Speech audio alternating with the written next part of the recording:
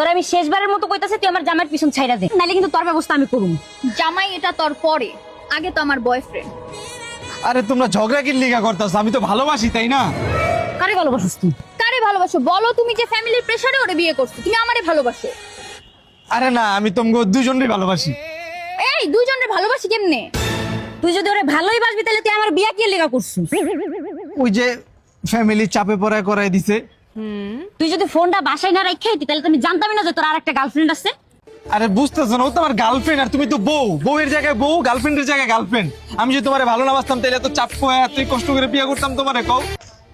আর তুমি বুঝো না আমি তোমারে ভালোবাসি। বউ থাকার পরও তোমারে আমি রাখছি, তার মানে তুমি বুঝতেছো তোমার আমি কত ভালোবাসি? তুমি এটাও বুঝো না? শোনো, এখানে আমারও সেটিং দিবা, ওইখানে ওরেও সেটিং দিবা না?